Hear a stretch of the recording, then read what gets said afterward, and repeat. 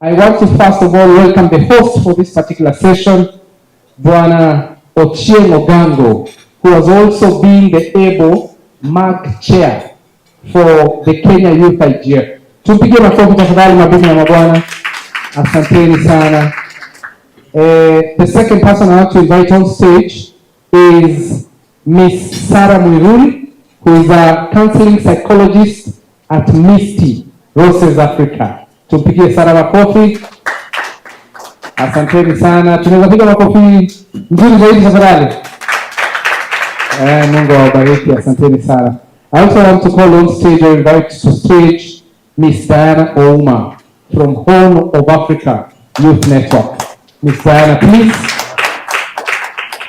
Thank you so much. Over to you, Bwana Ogango. Thank you so much, Karis. As Karis said, my name is Ochieng Ogango. I'll be a host for this session on social media and mental health. The session is going to be very interactive.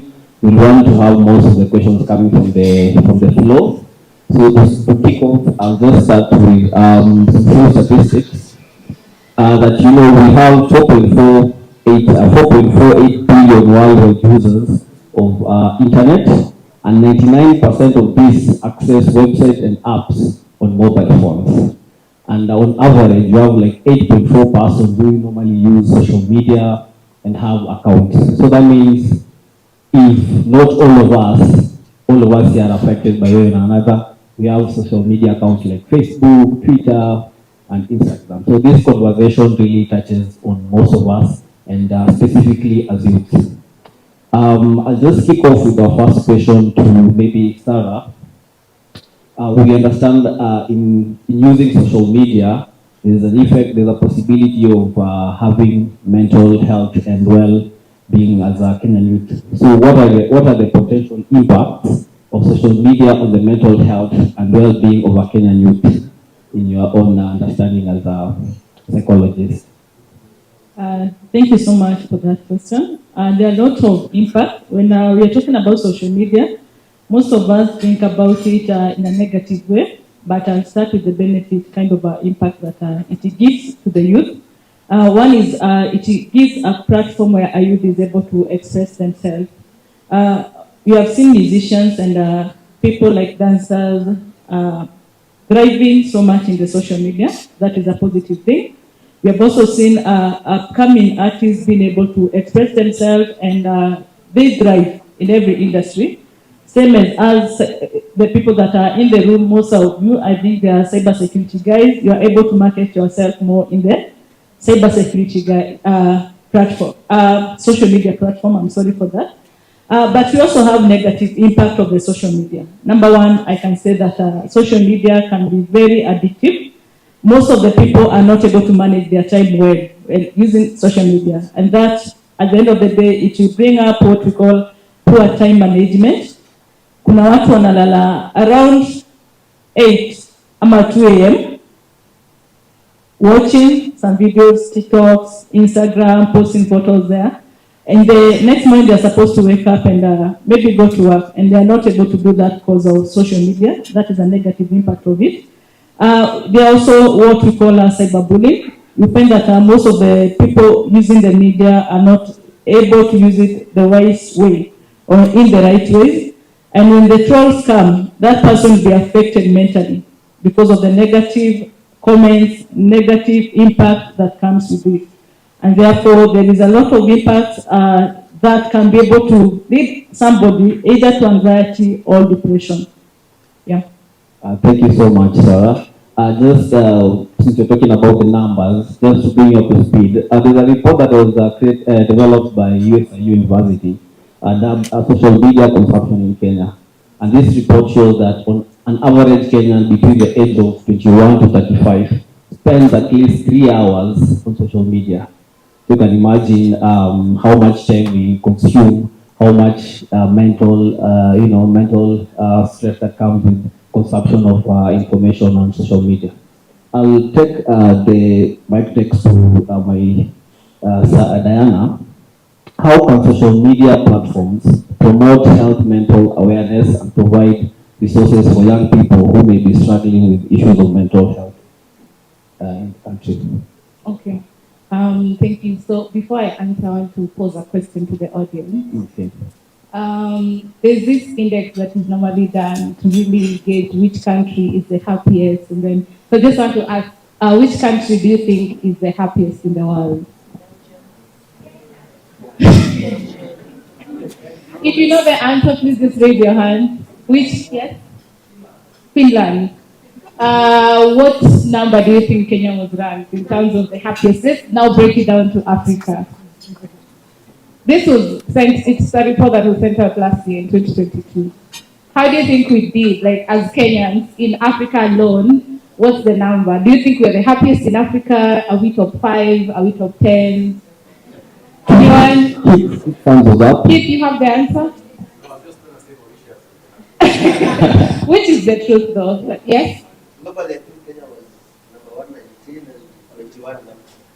21 in Africa. So, any other attempts going once, going twice? How do you think we did as Kenyans? So yeah, it was 36 countries in Africa that were assessed for the happiness index. Kenya was number 19 out of 36. And then if you break it down, Kenya was actually top 5 with the country that has the saddest young people. I know, it's shocking because we look so happy on social media, right?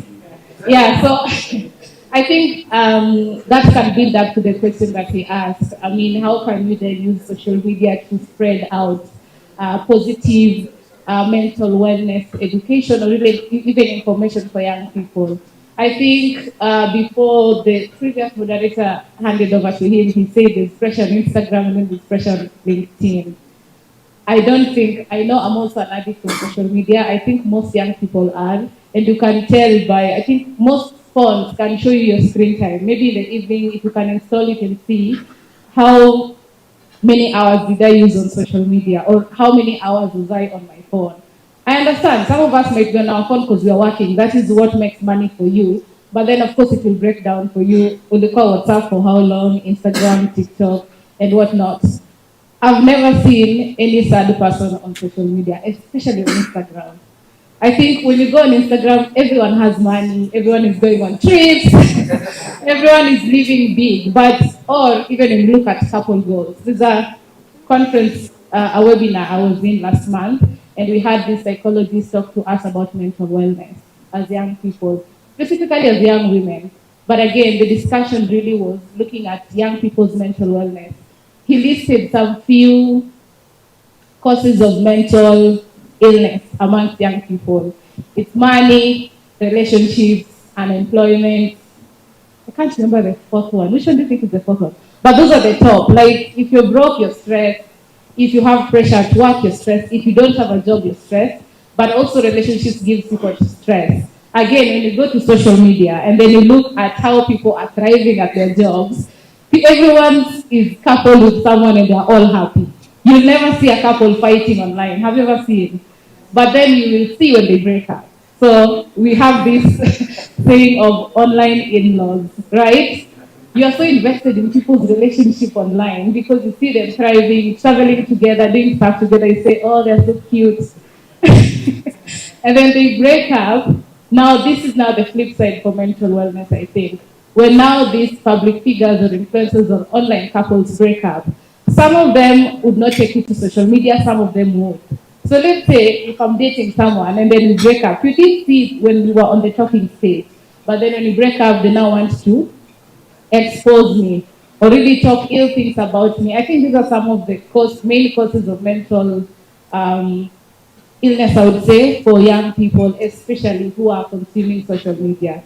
But then again, as she had said, social media was not meant for this. Ideally, different social media platforms were created for socializing.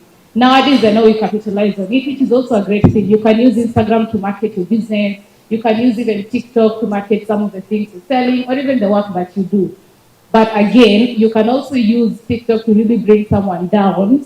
I've seen this happen so many times. I always call myself on my social media platforms. I have this statement that I've written, I stand against cyberbullying. It's because I've seen how cyberbullying can really bring someone down. The thing is, if you cannot say it to someone to their face, and then you're comfortable typing it online, it means already that's bullying. Or you already know it's mean. That's why if I'm sitting here, you can't point at me and say, you're so ugly. But then it's easy for you to type it on my Instagram page because you know you're hiding behind that gadget. So I think one of the ways really we can use social media to create a positive attitude is even when you're posting stuff, or rather when you're commenting about people's posts, you already know that the moment you start talking about her hair is so shaggy, you already know that's wrong. So I think even the influencers that we normally work with, nowadays most influencers are young people, which again is a good thing. We all want to make money. But again, what kind of content or really messages are you putting out there? If you're always a negative person, then of course you're also creating your platform to create that space for other bullies to come on board. Because the moment I post something negative on my social media platform, it means if you're following me, you already know this is a space where I can say whatever I want to whoever I want. But also social media we can use really to advocate for certain policies that we feel like are not working. Young people are keyboard warriors. We call Kenyans on social media KT. Even in the works that we do, even in the universities that we are in, I know if you're in university, you go for leadership positions. This is also where a lot of bullying happens. Like if I want to vie for maybe the vice for entertainment, I'm not sure how it's called, I'm so old nowadays. But if you're vying for certain opportunities within even your university, the way people respond, or even the way you let other people respond to your opponents already shows that you are enabling that kind of bullying. Some people don't know they're bullies, to be honest. You might be posting something because you want likes, but again, promoting positive messaging out there is it's not just about you not posting negative stuff. It's also about calling out people who post negative stuff online. I've ever seen Citizen post something just about politics. And then some random follower wrote, guys, I'm really down. I think I want to give up. And then someone said, if you want to die, dinyonge. So I know it sounds funny, but you don't know what the other person is going through, right? So I always say if you don't have anything nice or positive to say, they don't say it at all. No one is holding a gun to your head and telling you, please type this. You don't have to. So if you can't say anything nice, I always say just keep it to yourself. But I think that's it. Thank you so much, Diana. Just to build on the conversation of mental illness, I will now take the mic to Dr. Maina. And this is the question I'm posing to you. What role can peer support in online communities play in promoting positive mental health among Kenyan youth using social media? One of the things I want to speak about, especially in mental health doesn't just mean you don't have a mental illness. It actually means that you're in a state where you know your capabilities, you can deal with day-to-day problems, you can actually do your work properly, your school properly, and you can benefit the society. That's actually the definition of being mentally well. And when you look at those four things, basically, I just make just a rough outline. There are sectors in your life that have to be, I will say, at least all right, so that you can see you're mentally well. Your work area, your relationships, and basically your communal approach to life. I'll just give one piece of trivia since Diana has given us one about happiness in Kenya. They usually do an annual study of the most faithful men in Africa. And in the last 6 years, Kenya won 3 of those. So that's something we're doing. Very commendable. And I'm serious, you can Google and check it out. So, in regards to support, everybody struggles. And one of the things is working in your community and working together. You have to support each other. If you look at many social media sites, there are many Facebook groups about, let's say, young people sometimes face problems with alcohol, addiction, sometimes of different natures. And if you just check, there are many groups where you can come, you can actually open up and state the challenges that you're going through, and people will actually share with you. One of the ways where you deal with mental illness is group therapy. And it's very difficult for people to actually go there because you don't want to be judged by other people. But in the online spaces, you can have a veil of anonymity. And when you just text something, it's not like when someone will look at you while you're saying it. So you're actually more free to do it. There are many groups online you can actually check where people support each other through different challenges that they have. As Diana has mentioned, there's also the aspect of cyberbullying. But on the other hand, the people who actually fight against these things and fight together. So it's very important for us as young people to help each other to deal with these issues. So how can social media platforms effectively address cyberbullying, online harassment, and hate speech to create safer and more inclusive online environments for Kenyan youth? Well, thank you for that question. Before I talk about how social media can be able to filter that, I want to say that we are the people in the social media, is it? I'm not saying about bullies, they are not in this meeting. Are we the ones? They are not here, but I know you might know some of them, yeah? We are the people that circulate those negative things that go on the social media. You tag your friend, come and see what they're talking about Kate, come and see what they're talking about Dr. Maina. Is it? That also we contribute so much on the cyberbullying by sharing negative information about somebody or tagging that person, the person that maybe the cyberbullying is talking about, yeah? You go and tag them to come and see, you tag Sarah to come and see what they are saying about me. Are you helping me in any way? Mentally, are you supporting me? No, so we need also to ensure that we have a role and a part to play as individuals at our own handles that we have. But to social media platform, I know we had a guy from Meta here and others here. I can say the best thing they can do to stop cyberbullying is to ensure that they filter every negative information that can trigger someone's mental health well-being. They can as well block. I understand when the social media platform blocks a person, that information will not be able to circulate. Whatever Dr. Maina could have shared negative about me, when the social media platform blocks that, unless there are screenshots, it is going to end there. That is what I feel they can be able to do. And we also take part to ensure like we are ending that thing of cyberbullying. We take responsibility and tell people it is not bully somebody. We had a case, actually, let me share this.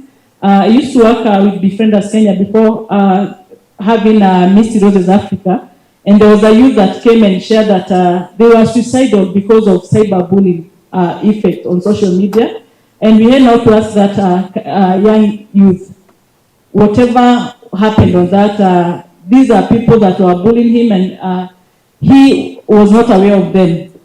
These are just strangers in Facebook and they bullied him and the person said that they wanted to take their own life. So kindly let us be sensitive on the information that we circulate in the social media.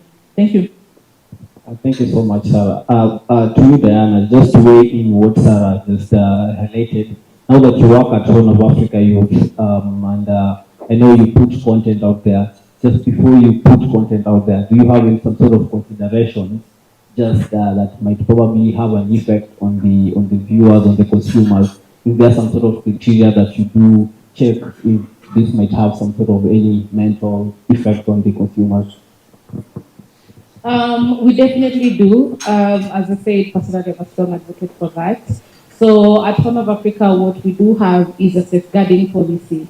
So the safeguarding policy really guides the young people that we work with. Even if you are to come to one of our meetings, then I take a picture of you and I want to post it or use it on social media, there's a consent that you'll have to sign, but also it doesn't end by you just signing the consent. I'll have to explain to you why I'm taking your picture, where I'm going to use it, what kind of information I'll send out there with your picture. So this already gives you at least the power as the other person on the other side of the camera to really accept or deny. The other thing with social media is really privacy.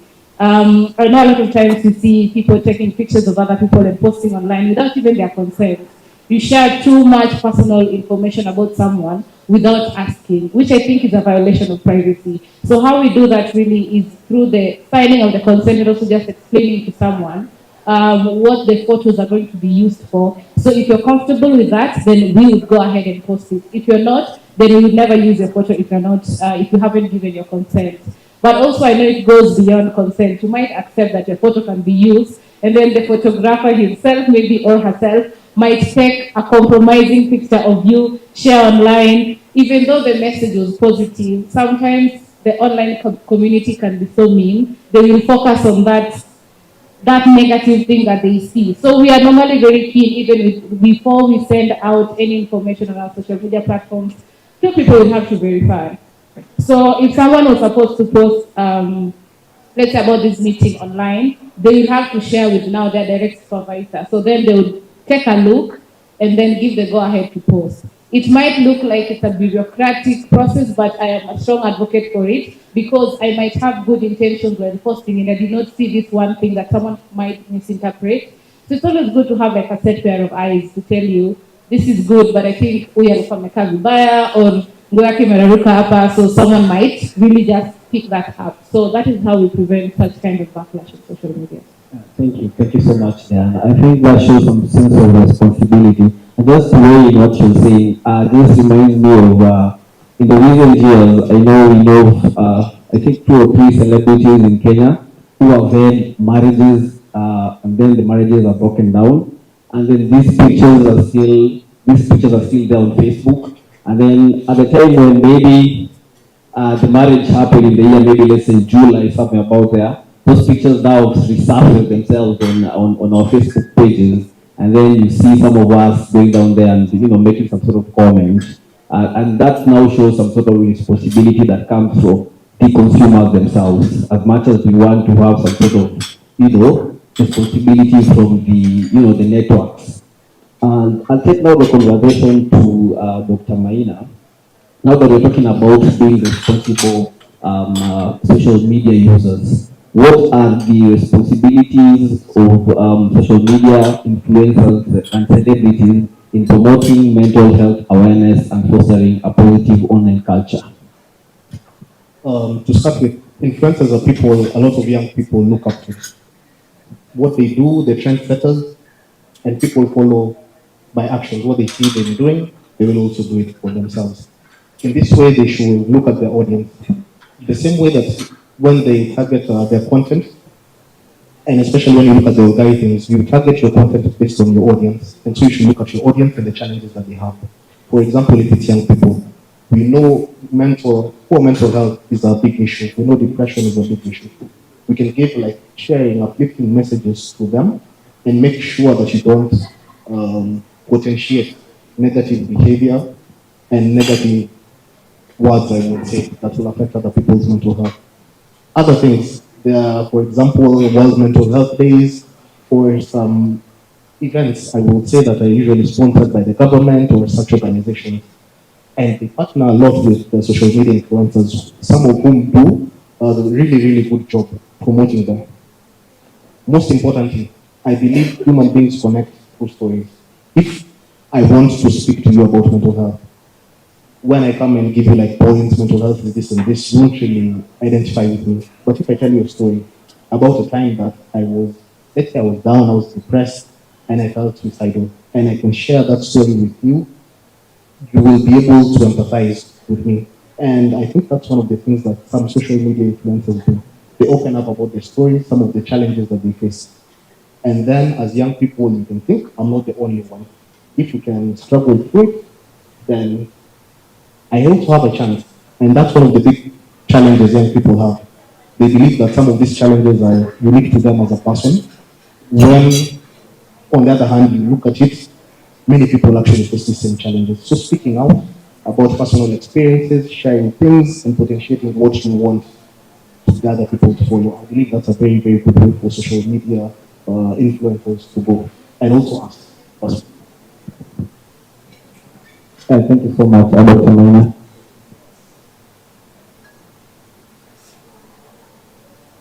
And this is being reminded that we need to have questions coming from the floor. So if you have any question, any reaction, any sort of suggestion, or anything you want to share, kindly just go ahead. Anything online? There's a gentleman there.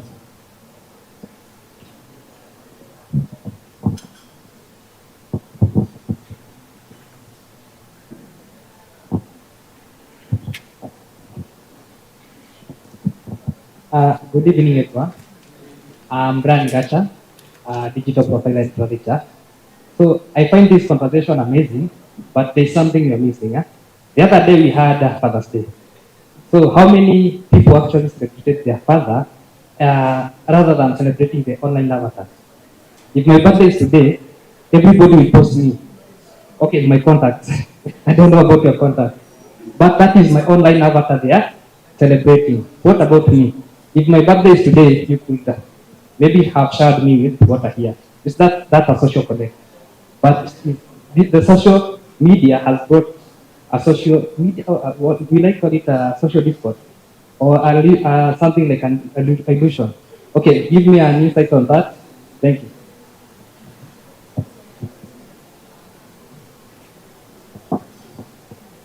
I didn't get your name, sorry. Brian. Gacha Brian. Gacha Brian.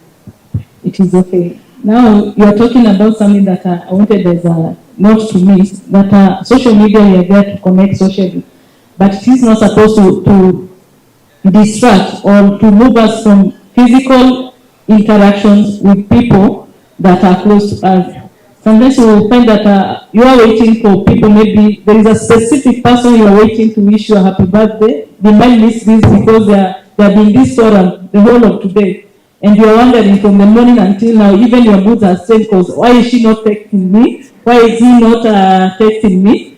So it is always good to ensure that as much as you are on social medias, we ensure that we have other interactions with people that are around us. Also initiate those conversations. I've come to realize that most of us, we expect people to do things for us. We expect them to start the conversation. That is why we feel very close and very comfortable speaking about or picking a topic in the social media. Yeah? But these could be the people that are just seated even next to your table. Maybe they didn't even know you had a birthday today and you are there maybe wondering why are they not noticing me? Have they seen the status my status that I have a birthday today? Have they not checked on my Instagram to see like I've posted about my photo? Initiate that conversation. Invite people and tell them come for a coffee. When they come for that coffee, tell them, hey, it is my birthday. Yeah. So you also have a role to play because most of us also we are on the social media. People think that we are always too busy. Have I answered your question? Yeah. Thank you. Thank you. I just want to remind our online community, if anyone has a question, you can also ask through the chat. Anyone else with a question? As we take the next question, let me just add on to what you said. First of all, happy birthday, Brian. If your birthday is not today, I think today. Okay, so I think also the biggest gap I've seen, especially for millennial and Gen Z friendships, me being also one of them, is that we have this, as you say, the illusion of social media and reality of life. Sometimes people say if you didn't document it, it didn't happen. It actually did. I mean, sometimes it's just a private thing. You don't have to share everything with the world, which is also okay. When it comes to now appreciating your friends, which also really plays a big role when we talk about mental wellness, is that don't just appreciate them on social media. When you say that issue, but I think I resonated a bit. There's one time, which was my birthday, my friend posted me on WhatsApp, Instagram, Facebook, but she didn't text me. Then the day ended, and then I complained. As she said, it's also good to give feedback so that your friends know how the things that make you feel down. So I told her that my birthday has just ended and they didn't wish me a happy birthday. She said, but I posted you everywhere. And then I said, but that's not really, you are not talking to me. You are talking to your followers and maybe my followers. So it's also important to note that sometimes the followers really are not your friends. So it's good to differentiate. This follower might be praising you today. Do something wrong within a second, they will click on you and become your worst enemy. We've seen this happen even with influencers, people who are praising Aziad now are not. We've seen people who are praising Elsa Majimbo who really took the internet during COVID lockdown. And then when she decided to relocate, again, now we were not supporting her for some reason because she said she was being bullied. Again, I think just to differentiate the two, it's always good to have real connections and just have conversations with your friends. And vice versa. Check on your friend once in a while, you know. Don't be that person who's just big on social media but for ground really different. Yeah. So, my name is Eric Lamai, and my question is really simple. So we're talking about helping or rather empowering people through empowering their mental health, right? So what about the social media influencers?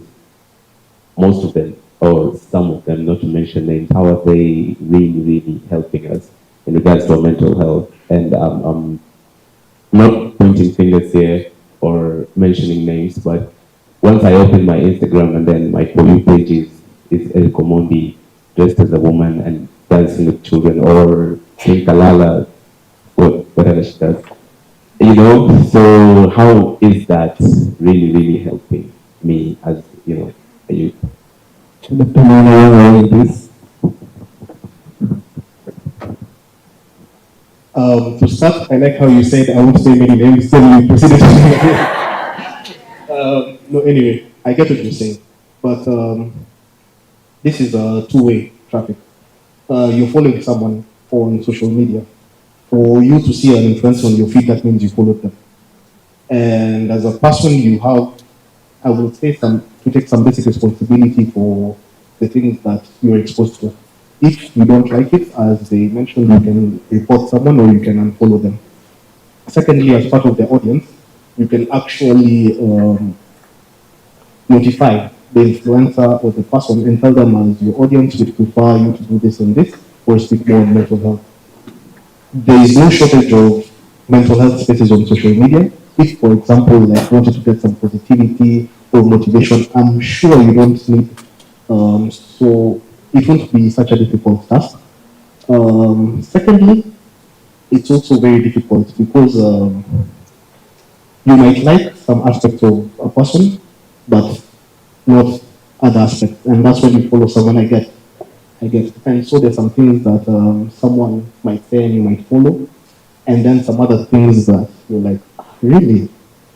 So for this, you just pick what is good for you, and the rest you just leave. You don't have, you can just stick to it. Because also in life, for example, I'll give an example. Like everybody here has family.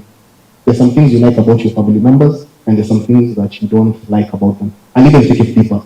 About yourself, there's some things you like about yourself, and there's some things that you don't like about yourself.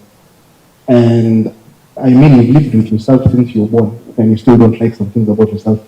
So it's unreasonable to expect that you like everything about someone else who probably you have never interacted with personally. So I think you try to see things as much as possible. If you treat it as a place where they've crossed the line, you can decide to unfollow them, maybe report if it truly affects you. But mostly don't take everything seriously. Like there's a study that was done at Stanford University looking at the link between mental illness and social media. And they came up with a weird conclusion, something you wouldn't think about. They said it wasn't the amount of time you spent in social media, but the investment that you have. If you don't take everything too seriously about what someone else does, it won't tend to affect you so much. And I think it also applies to interpersonal relationships that we have with each other. That's my 2 cents. Maybe someone else can add. I think you have captured it all well. Remember the person that you have mentioned is that is what they do. They are also influencers. There are things that we might not be able to control about other people, and yet also respect others on those spaces. Take what is positive, ignore what is negative. If it's too much, you can report it, just as Dr. Maina has said. Hope we have answered that. I think we have another question. Go ahead. My name is Ongoi, and there's a question that was asked if, when you gain independence, was there a healing initiative or response to all the trauma that the generation your colonialization went through? Because they say trauma passes down through generations. And if we're really talking about people in our education also, we're told most of us will not go to psychologists because we think they use textbook counseling. kuna vitu tambua shinde sasa unaniambia. And Kenyans actually don't like textbook counseling. And then update on information and education, because if you are a psychologist and you still think Sigmund Freud was making sense, then that means you need update because it was more sexual. Yeah, you need an update. That's what they're told. And even in what do they call it? There's this one in the ulcers. Most of the time we're being told it's stress, but it's only until later we're told there are bacteria that actually cause it. So you can imagine someone has ulcers, it's a man, he cannot talk because he'll be told uko na stress ajueni mwanaume. Nani information atuna. So mine is trauma response is a collective and our update on education. Thank you. Thank you for the question. I think this is your forte, and also Dr. Maina, you weigh in, and then Diana, you can weigh in on the social aspect of it. Thank you so much, Wangoi, for that question. On trauma response, before I go to that, I also want to, again, revert back to you saying that if you know you are experiencing any sort of mental health issue, any past trauma, it is your responsibility to seek for healing. Okay? I want you to understand, we all have a responsibility, because a counselor or a psychologist may not be able to understand the past from where you're coming from. The government might not be able to tell whether Wangoi has dealt with us. I'm just giving you as an example. They might not know what Diana also is suffering from or what she has affected Diana. So we encourage people to seek mental health support. You have talked about psychologists being a textbook. I think that most of the people have a misconception about what counseling is. Once you come to counseling, understand that it is your experience that is going to guide your healing. A counselor is not going to tell you whatever Sigmund Freud did. Those are just theories, and they guide us to be able to maybe predict some of the things that are affecting a person. But your experiences as Wangoi, my experience in Sarah, is what is going to bring solution, so that you take an action on whatever healing that you purpose to have. That is why when you come to counseling, we tell you to have goals. Yes, you have suffered from this and this. What are your goals? What are you doing about that? That is what counseling is about. It is not about the textbook thing. It is not about sexualization of it. But I understand your point as well. What government is doing, I think the government of Kenya has really tried. There are some mental health bill that was passed last year by Senator Kasanga. It is there, and there are platforms. Like, I can give an example. We have Red Cross, that they have a toll-free number that anybody can call, even at night, 1199, and you ask even to talk to a counselor. We'll be able to explain your predicament. We'll be able maybe also to be referred to more help. It can extend to go to psychiatry level. So there are a lot of platforms that we can be able to help Kenyan youths and individuals to solve all those. For those that are asking about that toll-free number, it is 1199. That is a Red Cross number. It is a free toll-free number, 24 hours. Call and ask to talk to a counselor. Of course, there are others like us. Mine, I know I charge. There is Befrienders Kenya. I know whether Diana charge. Always look for those information. Again, I would say that we participate as a youth to end stigma about mental health. Most of us fear to go to counseling because we feel like when I go to seek a counselor support, people will say that I'm mad. We all have the level of madness, yeah? Is it? Yeah, everybody, even anger is like a madness. Anger is a mental health issue. Don't we all get angry at some point? So if it is extensive, you need to seek for support on how you can be able to deal with it. Hope I've answered that. Maybe Dr. Maina want to add something. I want to address the aspect of generational trauma and what the government is doing with it. By any chance, show of hands, who knows where archives is? Kenya National Archives. Who has ever walked inside? Nice. I think also something basic like that, a building like that, Kenya National Archives. I once went there, I think I paid 30 bob or something. You can see depictions that they actually have from common people who actually went through that trauma that time, who went through colonization, the things that they did. And it's actually well documented. And they take stories from people's personal lives. And it's very, I read, I think, the most interesting books I've ever read inside there. And it's weird because I always used to pass there when meeting my friends, but the government actually has such structures in place where you can actually see what actually people did in order to go through and some of the thoughts that they had that should happen after that. Also, there are traditional forms of therapy, I will say, and some of them, I remember we were having a psychiatry class and we were asked about forms of therapy that happened pre-colonially.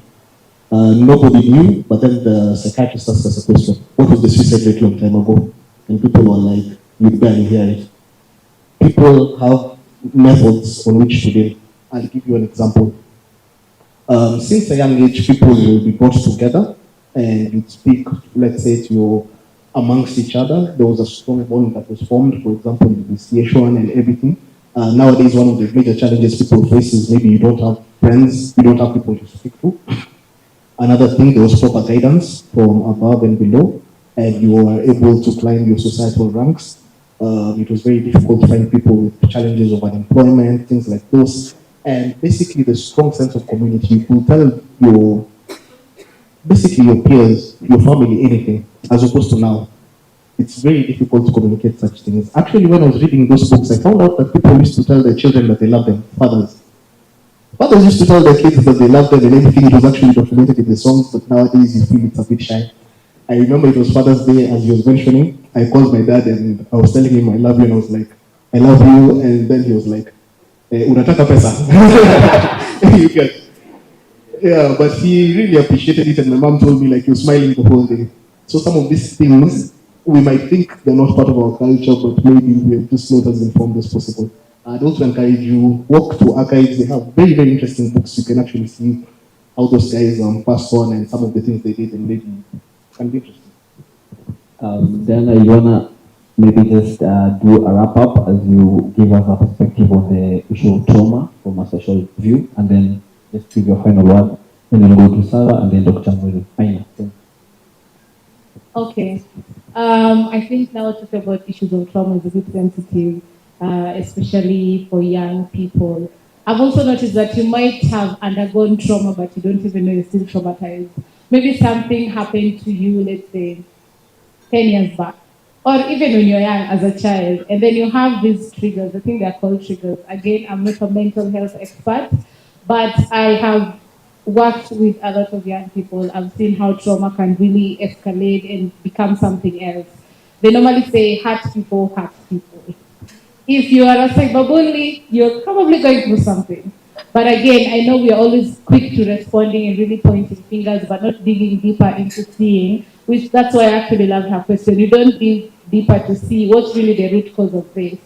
From a social, I think, perspective is, you can always tell, especially if you have friends or family, you can always tell whenever your friend is pulling back a bit, or you can tell whenever there are possible triggers for someone. For instance, if you know someone is sensitive maybe about their feet, chances are maybe they were bullied when they were kids about their big feet. So those are some of the little triggers that I think I can think about. But even at maybe work level, professional level, you might be working with a lot of marginalized people. I think in my area of work, sometimes we work with a lot of survivors of GBV. So you find that someone is working as an advocate for gender-based violence. Maybe this person also went through GBV. Now the problem is, maybe this person never seeks help from either professional or even from their friends. Chances are when you go to the field and then you hear someone else's story, it starts to affect you. Some people might think you just talk when you're crying. Maybe you're also just thinking about maybe what happened to you a while back. So you find that you might not really be effective at your work or at your job. Because again, you have past trauma that were never addressed. I also know it's a bit challenging what she had recommended, that it's your responsibility also to seek for help. Sometimes you don't even know you have a problem. That's the other, I think, a big aspect also for young people. You might be going through something, but you yourself, you're not aware. Maybe until you realize that you're lashing out on people, you start keeping to yourself, you have feelings of anxiety. I think even at a social circle, I have many young friends. I do try my best really to always keep up. And if I notice something small, I'll always ask and say, are you okay? What's going on? Nowadays you're so quiet. Or we just crack jokes to see where the mind is at. It's that small step that I think can also help someone. We've seen a lot of cases since 2020 of young people taking their lives or even killing each other. But again, maybe it's these small things you see and you ignore. Most of the time when you find maybe their relatives or their friends have a chance to talk about it, they would say, oh, nili notice amenyamaza, but I thought he was just going through a phase. Don't ignore. I think whenever you see those small things, afadhali ukuwe that annoying friend than being that friend who looks like you don't care. I think that's all I can say about it. Dr. Maina, your final word. My final word, basically, I'll just tell you some simple things you can do in your day-to-day life to have a better mental health. First thing is sleep. They did a study of, I think, over 2,000 people, and they checked them when they slept less than 6 hours and when they slept, say, 8 hours. Guess what percentage of people were able to function at 95% of their levels with less than 6 hours of sleep? Just one guess. Yes, any number. Less than 0. And it's true, 0% were able to function at over 95%. They did 2,000 people, like 1, 2, 3, 2,000, 0%. First thing is sleep. Ideally, sleep at the same time every day, wake up at the same time every day. You have a circadian rhythm in your brain, and sleep for at least 7 hours or more. It's very, very important, and it actually affects your mood without you knowing. Second thing, if you're able to exercise, you don't have to do something that's so vigorous, but they prove that the factor that was most likely to prevent you from getting Alzheimer's, it's not even mental exercises, it's like physical exercises, your body doing something. So if you can do like 15 minutes, this is basically something hard, Kurama, for 15 minutes thrice a week, it will really help you a lot. Third thing, what you eat. Eat breakfast. Eat breakfast and try to eat like a balanced diet. This is basic things you told as a kid. Fourth thing, relationships, it's important. Choose like the 3 most important relationships in your life. It's difficult to do a lot. Just choose 3 and be intentional. At least communicate with them, like where you use your own voice daily or on alternate days for a specified number of times. That depends on you. And the last thing, you smile. They say if you smile 15 times a day, your risk of dying increases by 35%. Smile, yeah. So those things: sleep, exercise, eat your breakfast, eat a balanced diet, talk to the people you love, and smile. That's it for me. Thank you, Dr. Maina. I'll just reiterate what you said. Sleep over 7 hours, exercise, check on what you consume, either online, either food, either fluids, and finally, proper relationships. I was your host, Ochieng Ogango. Thank you so much, our panelists, Dr. Maina, Muiruri, and Ouma. Thank you so much. And with that, we wrap our session.